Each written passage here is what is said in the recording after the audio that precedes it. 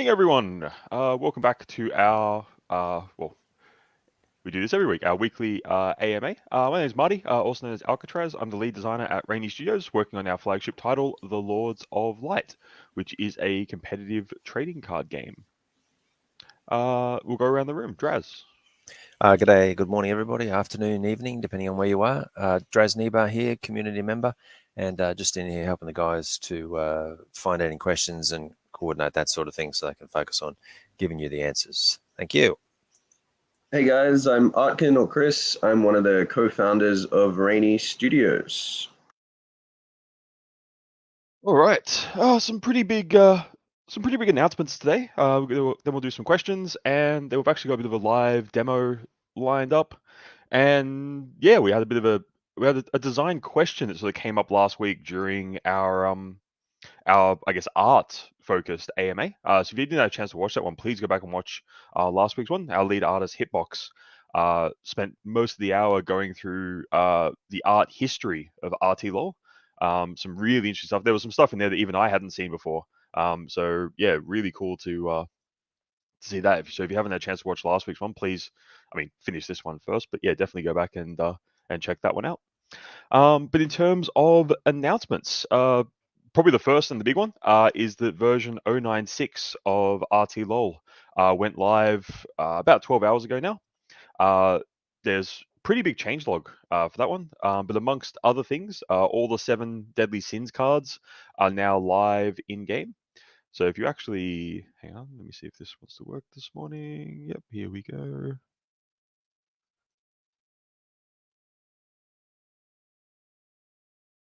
I'm just showing this within Unity, but this should be fine. But yeah, so if you go in here now to your deck editor, you'll see all of the 7 DS cards are now in there, ready to go. There's a bunch of new on-play animations for 7 Deadly Sins. All the legendaries and the mythic have OPAs. We're going to go back and add some in for some of the seasons as well. So I know Charity is going to get one, and Meekness is going to get one. Not sure when they'll drop, but they'll be coming at some point.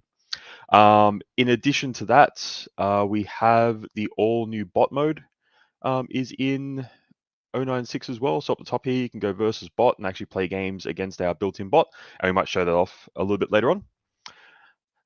We've had a bit of a balance pass on some cards, so probably the big ones just to be aware of, especially for our second announcement. So all the wizards now just have a cost of 2 colored gems. And all of the elementals have just been balanced out. So they still cost the same total number of gems, but they all cost 2 of their given color now as well. That obviously, elementals and wizards were designed back before we had the hero gems implemented in game. So this is just a needed change just to bring them back just a smidge back to a power curve that we're sort of happy with. But yeah, overall, not a huge change there, just a slight tweak to just some gem cost there. So we're pretty happy with how everything else. They were also designed before we implemented the player 2 getting a rainbow recharge card. So there's a few things, and even the mulligan system. So there's a few things that have made it a lot easier and more consistent to get multiple colors. So yeah, we just need to make sure we're treading the line with that balance. Yep. And as the patch note said, this change with elementals, so it brings them back just a little bit in terms of their power curve, which obviously the benefit there is it opens up the possibility of printing elementals in future sets as well. So yeah, it puts it in a really healthy spot there. But yeah, definitely jump in, have a bit of a play around with the new patch. There's a lot of other things in the patch as well, a lot of quality of life improvements, a lot of fixed updated animations, a lot of there's a new on effect icon, little lightning bolt you'll see on some cards that shows you exactly when cards are actually doing something. So yeah, a lot of really cool stuff in there. But yeah, probably the other big announcement will be our next tournament. So that's actually going to be held just under 2 weeks from now. So that will be on the 25th of March, US time. It's early morning on the 26th for our Australian team and Australian community members. The exact time we'll announce. We're going to do a tweet and the medium and stuff this week, so you'll have all that stuff. But just want to sort of get that out there that tournament will be running on the 25th. That obviously will be on this current patch.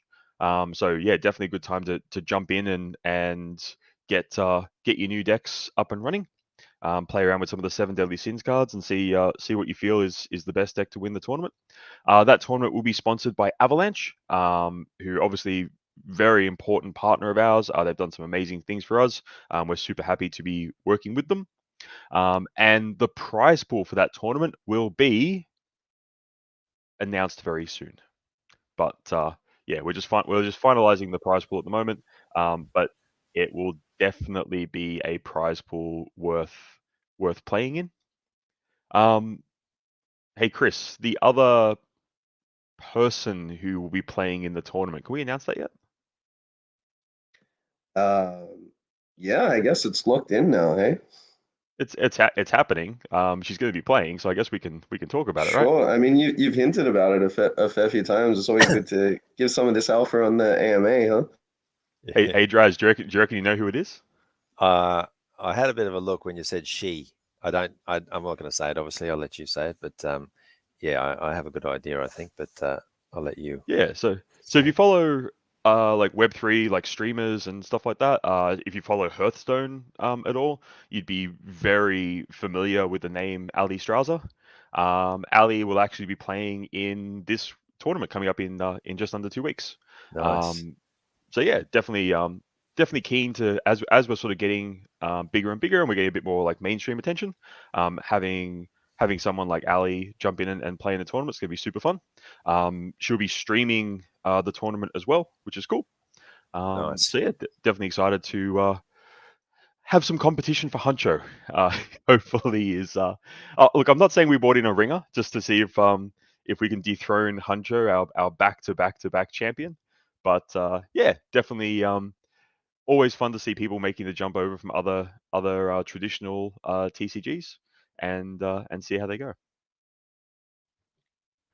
I mean, 109,000. She's got 109. Hang on, sorry. Subscribers on YouTube, Ali Straza.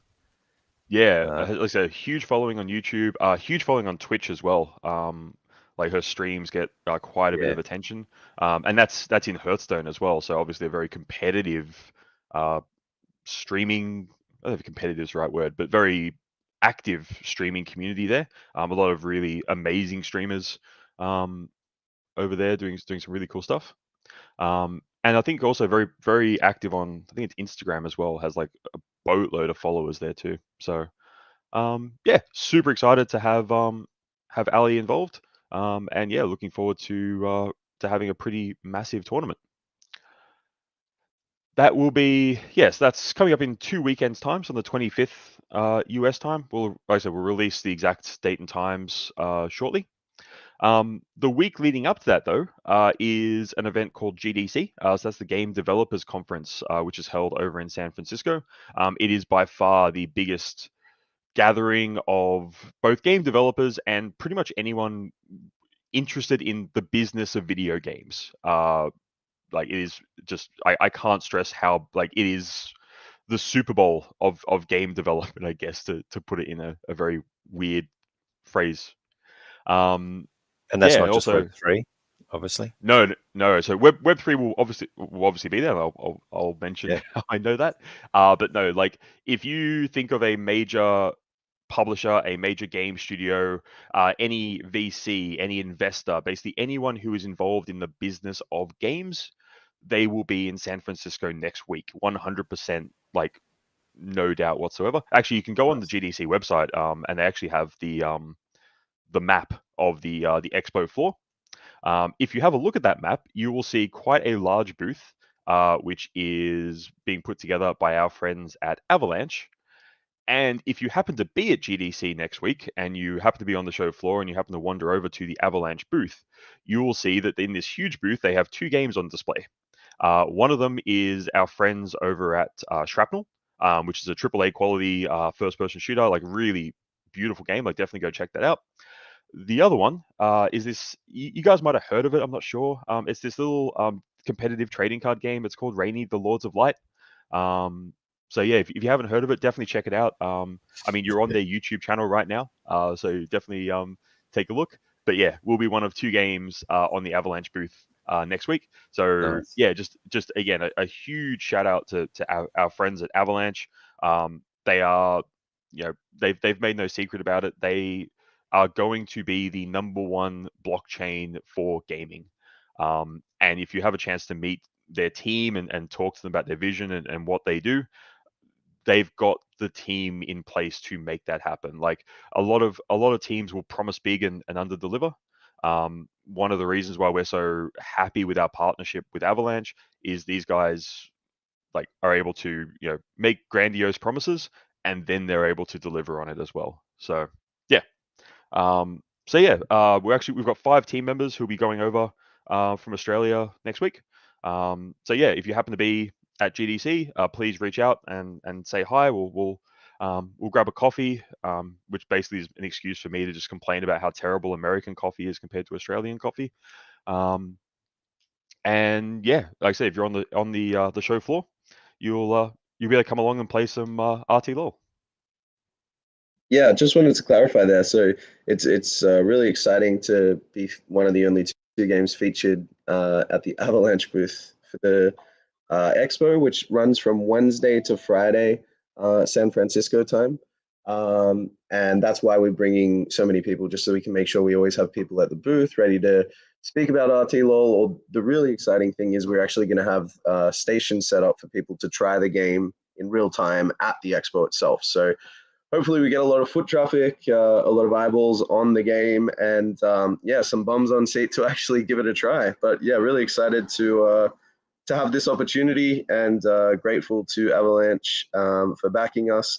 I think it's a good indication of how strong they see our game to be one of the only 2 games featured at their booth at GDC, because I know they've got a lot of games on the blockchain. So yeah, really looking forward to next week, where we may be a little bit less active on television socials, just because we're busy socializing in real life.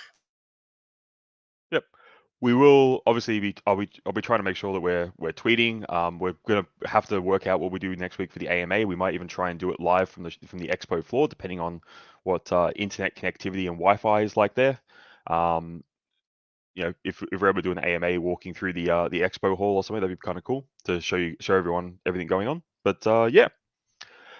So yeah, big announcements. So yeah, 096 is out. Tournament coming up in 2 weeks, and yeah, RTLOL will be at GDC. So yeah, super excited about that as well.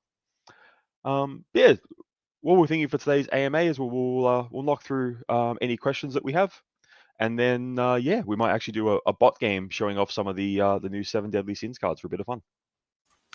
With regard to the bots, are they what sort of level of strength of AI would that be? Is it set to anything, or can you select it?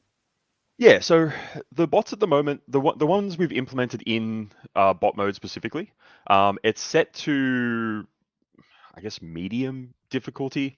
One of the hardest things whenever you're generating any sort of like game AI isn't actually to get it to play correctly. It's getting it to play incorrectly, which is the challenge. Bots theoretically, can plan 10 moves ahead and know exactly what could happen. Depending on the game, some bots are implemented in a way that they can see like the player's hand, they know what the player's going to draw, stuff like that. I can tell you now, our bot basically only has the information available that a player would have available to them.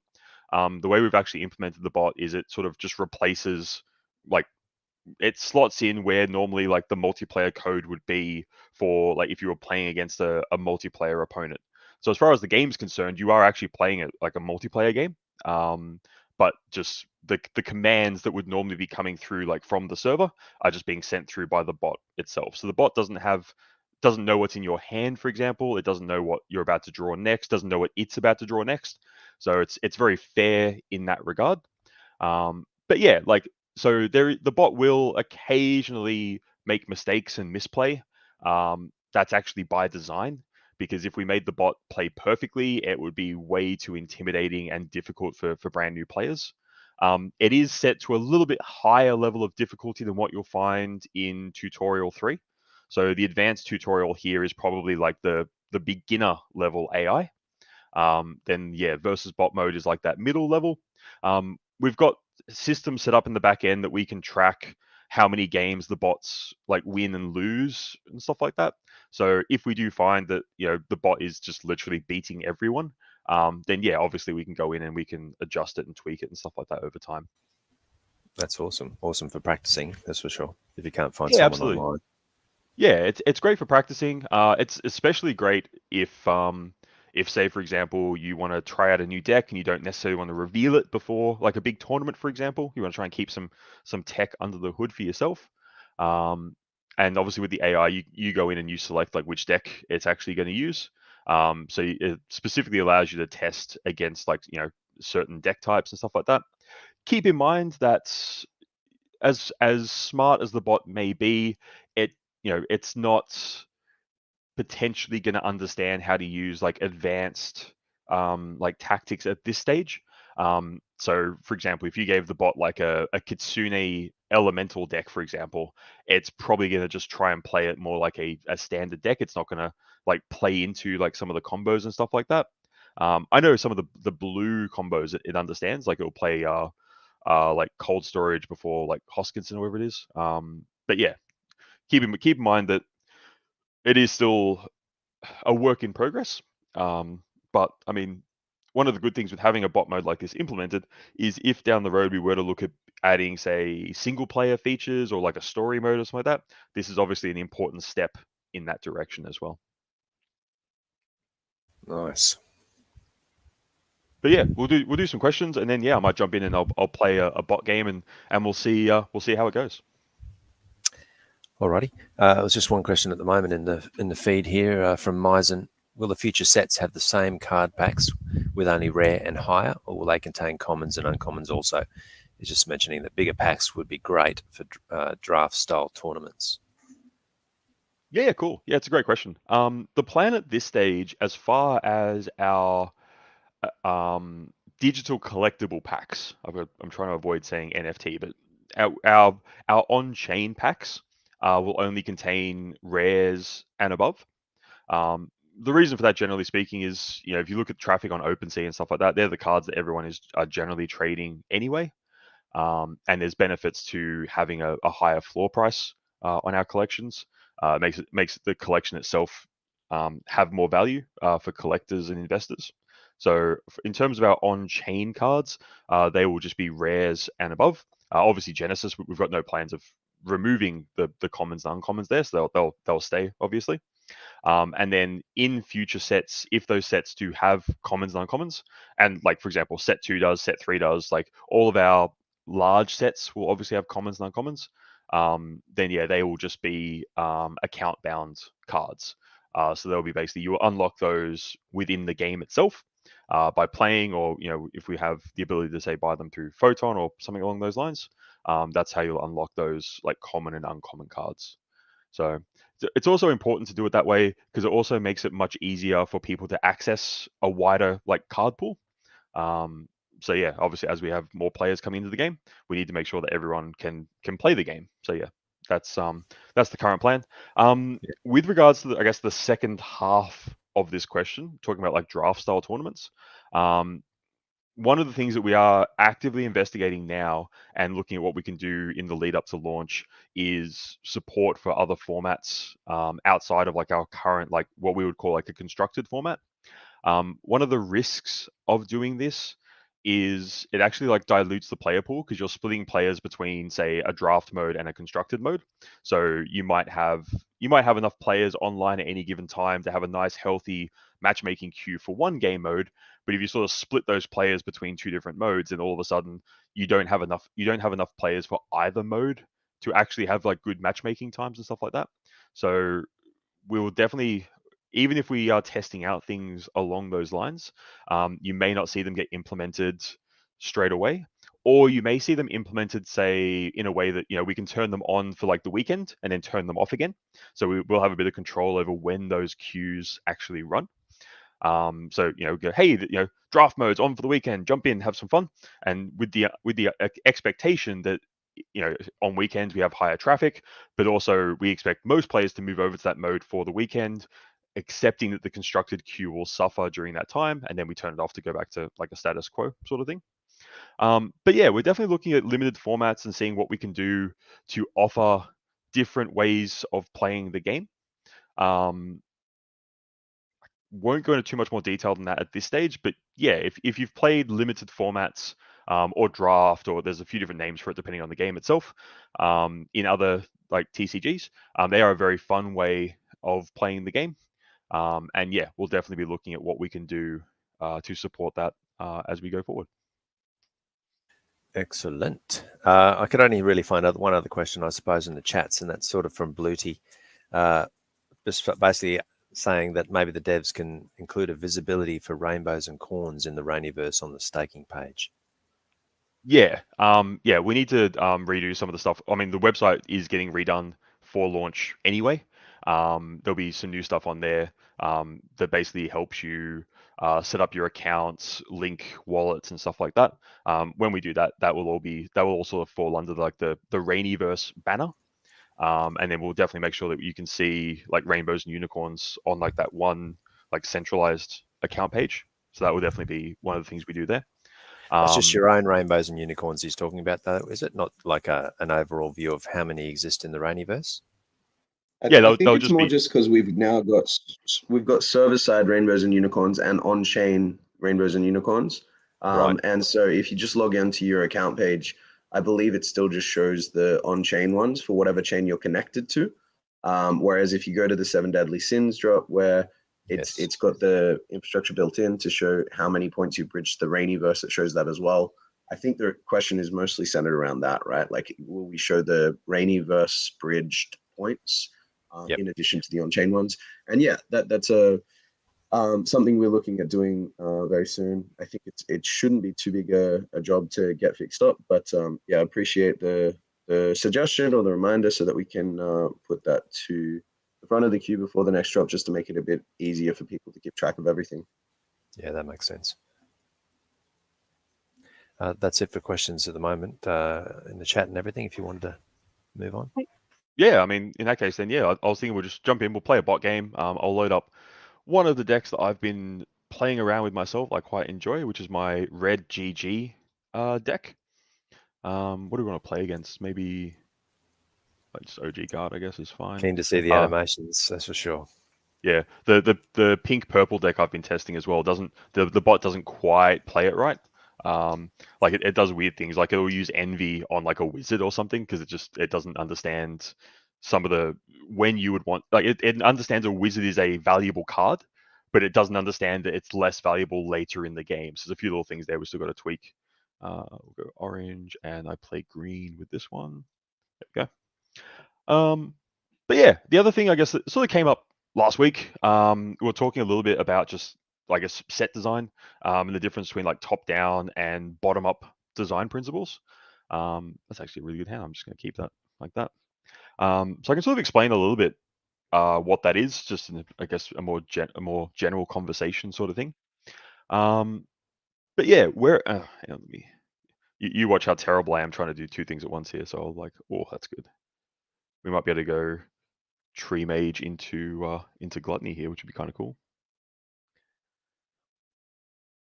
Stakes the rainbow recharge, cool. But yeah, so it's kind of just there's different ways of looking at things like set design in general, and it's I guess the direction that you approach it. The Genesis set, for example, was very much like what we call a top-down design, where the design team was handed like, "Hey, this is the theme. These are some of the minions. Here's the artwork," sort of thing, and they've then got to go, "All right, cool. Take that all in, and sort of figure out how to with that constraint of these are the cards that you have to work with. Figure out how to actually make that work within the game itself." This is a really strong start here for this deck.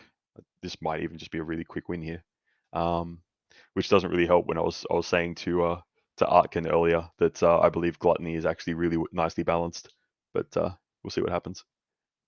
Oh, I've got paper hands too. Okay, cool. I think I just want to keep going for more cards here. I think I want to like.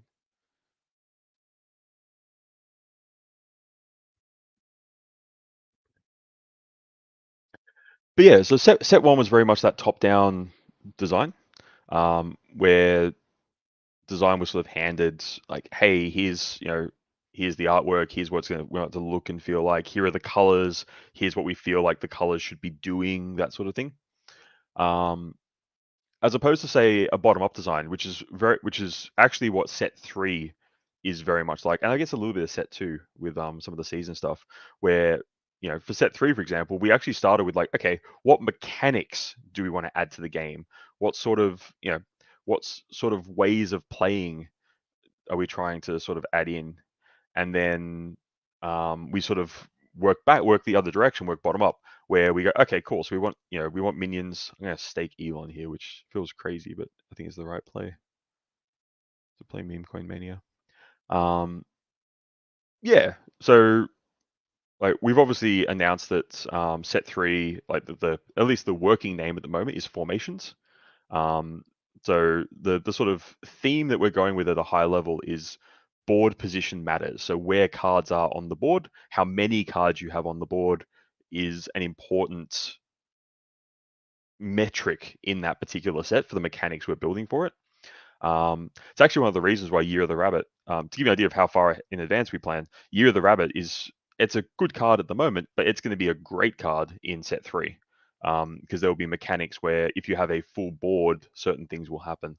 So yeah, that's just a bit of an idea of how far ahead we plan. Let me get 1, 2, 3. But yeah, it's a slightly different approach. Oh, I can stake that, and I can play that.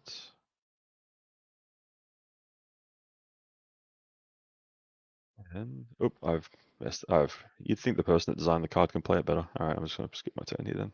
Should have attacked first. He could have still got some overkill damage in. I suppose. But I was also I staked the last 2, didn't I? God. Probably shouldn't have done this. This is just actually showing all our players just how terrible I actually am at the game. Buddy. You're just terrible at multitasking, like all men. Yeah, pretty much. I mean, I can do that. That makes sense. It gets a bit of damage in there. Let's draw some cards. Okay, when she disappears, the chain's gone. Obviously, that's good. Yep. Yeah. Shout out to one of our art team members who did the chain, and I'm gonna play it again just because the animation looks super cool. And if you actually look, I don't know how well it shows up over the screen share, but if you look closely, there's like a little like physics wobble to the chains as well, which looks super cool. So none of those cards can attack or do anything while they're chained.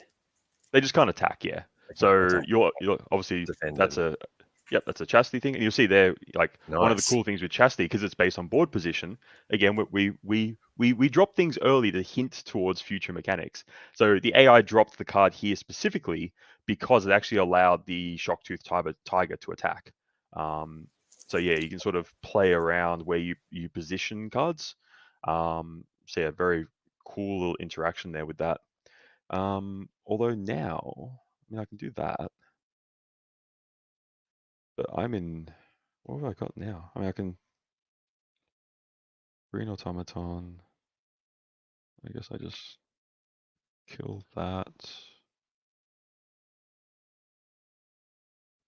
The tree mage. There's temperance if I need it, which is nice. I've got another wood elf. I'm just gonna try and sneak through that last little bit of damage.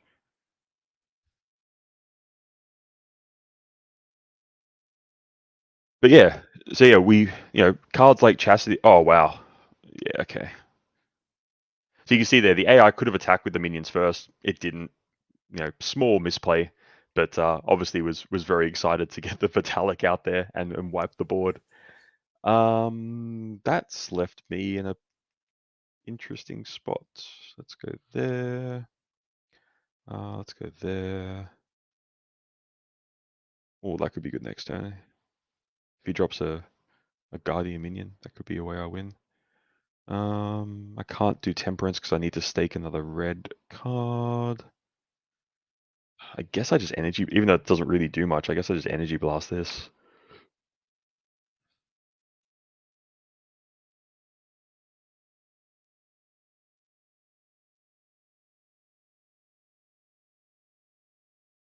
Oh, and Yeah. I was only 20 poison, isn't it? Yeah. Cool. Looks like I'm beating the bot. So yeah, bot's beatable. Had a very fortunate hand. This particular deck, it's very it can have very explosive starts, as you saw there, but also a little bit unreliable as well. If you don't draw the gluttony, you're sort of just sitting there with like nothing to do, which is a bit annoying. But sort of balances it out there as well nicely, which is good. Boom. Yeah, easy win. Nice. Yeah, anyway, sorry, just to I guess to recap what I was saying. So yeah, top-down design is usually we get given like the art, the theme, the colors, those sort of things, as opposed to say a more like bottom-up design, which is more like driven by the game mechanics themselves. Like how do we want the game to feel, to play, like what colors need to be a bit more powerful, those sort of things. And then we sort of we go sort of in the opposite direction, so we know what we want. Actually, let's give it. Oh, hang on. Sorry. I'll take the purple. We'll do one more game. I'll give the AI the green deck. Interesting as well. You can obviously test how different decks play with like very quickly in bot mode with different heroes too, which is definitely handy. I'm gonna keep the Envy just because the on-play animation looks so cool and I want to play it. And if I can end, see, Envy is such an interesting card in terms of where it sits in terms of the power level. Because I'm like, oh, I could envy like a gluttony, but 2 copies of gluttony in my hand doesn't really do much. Ugh,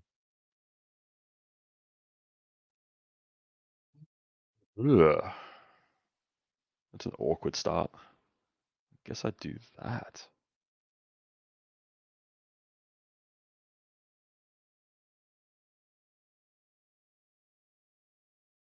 But yeah, so yeah, set 3 obviously very big on board position and board formation matters.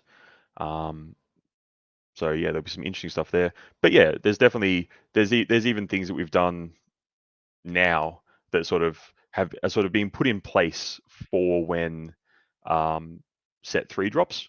Year of the Rabbit obviously being one, and Chastity obviously being another one there. Just cards that sort of start to teach the player that concept that board position matters. Oh, I really shouldn't have staked the gargoyle there. That would have been really handy here.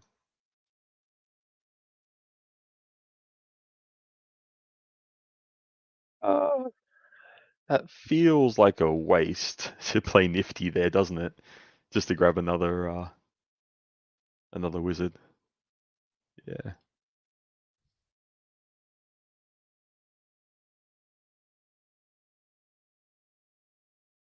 Yeah, so little things you'll notice, like the bot obviously understands, like if you've got a recharge card in hand, you don't need it, then you should definitely stake it. It's being a little bit optimistic there, thinking it can hit that twice. I mean, it might be able to. I'm probably done with it now. Is it hard for you to sort of make an option at some point in the future, not right now, obviously, but where you can select the level of intelligence of the bot to play against? The bot's definitely been set up with that in mind. Like I said, at this stage, we didn't want to sort of expose that at this stage. No, sure. But yeah, there's definitely no reason why we couldn't do that. That was a weird attack.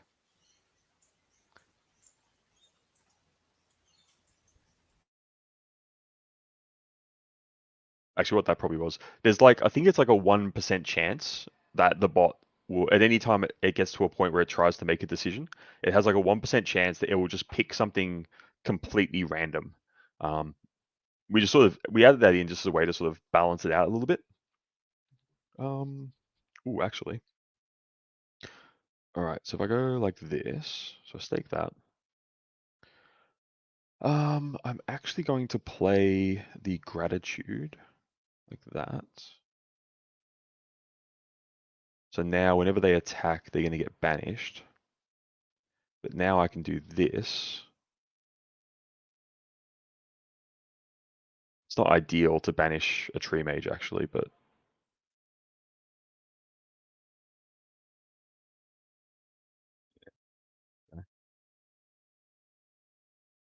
least that gives me a clear board. Let's go kill it.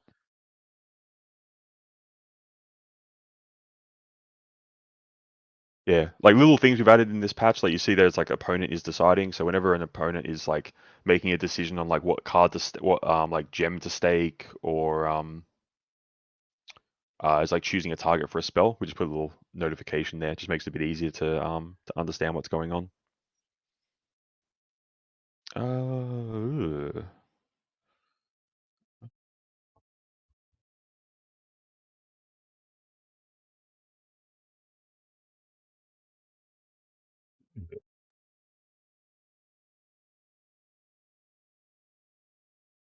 Now I understand why Huncho takes so long each turn to make decisions. So you got a lot of cards there.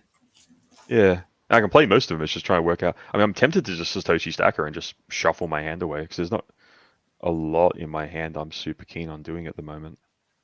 So what does Satoshi do? It just throws all your cards back in the deck. Yep, each player shuffles their hand into their deck, then draws the same number of cards. So it's actually a cool animation, actually. I'll play it.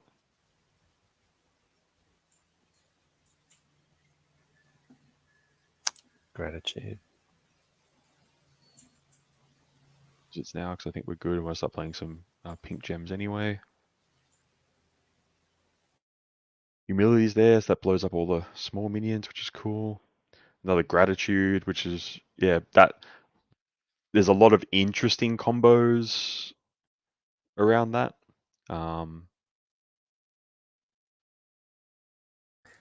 So to throw a gratitude down, your minions are banished, so that's helpful if they have an on-play attack. Yeah, it's interesting if they have an on-play ability, because it basically allows you to. It's one of the few cards at this stage that actually allows you to banish your own cards relatively easily. It's like that in Crypto Shill at the moment. So it's similar in design to that. The bot's roping me. Okay. Because it's not it's kind of like a season style effect, but it's not a season specifically. So there's nothing stopping you from, say, playing Gratitude while having like When Lambo in play, or like Meme Coin Mania, for example. So if I had a bunch of like pumped minions in my hand now, I could actually, in combination with Gratitude, I could potentially like do a one-hit KO if my enemy had enough minions out that I could sort of keep swinging pumped overkill minions into. I'm gonna stake that.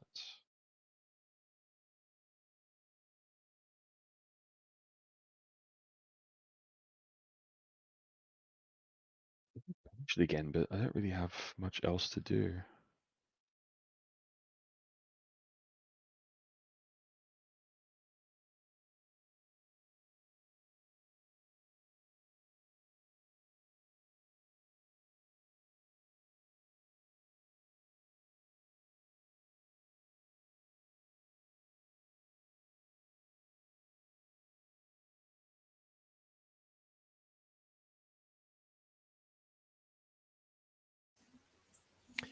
Obviously, getting better at the game is to play more and more of it, especially now that you've got a bot. I mean, it's fantastic because I've been on there a number of times recently, my time zone and things, and there's just no one to play against. So I play against myself for practice, but that doesn't really teach me much. But the bots will be great. But for someone looking to improve, it's just understanding the strengths of each one and then just trying to work out powerful combinations. Yeah, I mean, definitely that sort of thing is great for, like, bot modes are great for newer players. Actually, there's an error. It's one of the bots roping me at the moment. It's trying to do something, can't figure out how to do it. So I have to get the team to check that. Yeah, so bot mode is great for that. In terms of learning, I guess, the power level of different cards. All right, we'll stop this game because it's something's not working there Yeah, properly. that's the second time the bot's missed his turn, isn't it? Yeah, that's right. We'll fix that up and push out an update for it. Sweet. But yeah, so definitely playing the game definitely helps. Playing against bots is a great starting point. But I mean, it's always that thing. Nothing's going to replace playing against human players. I I know some of our players who had the most success in recent tournaments were specifically working with other players in the community, forming like teams and stuff like that. At the end of the day, the more minds you can throw at a problem like this, the more players you have testing specific deck lists and such. I mean, this is actually really common in a lot of other TCGs where, like, before like a Magic Pro Tour or something like that, you'll have teams sort of form. They'll rent a house for a week together. 10 people will get together and they'll just do nothing but like try to break the format, try to work out what the most powerful deck is, and then that's obviously step one. Step two then is a case of just playing with that deck over and over and over against as many different decks as possible that you expect to see in the field, or maybe some curveballs in there of decks that maybe aren't what we call rogue decks. So they're not common decks, or considered like top tier competitive decks, but maybe decks that people like playing for fun. So you still want to make sure you've practiced against those as well.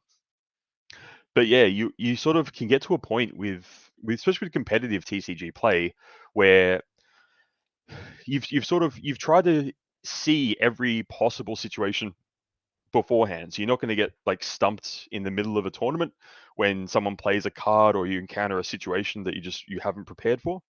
You just want to get to that point where it's almost like it's like riding a bike, I guess, where everything's just like, yep, I know this. It becomes reflex almost, and that's definitely what you'll see.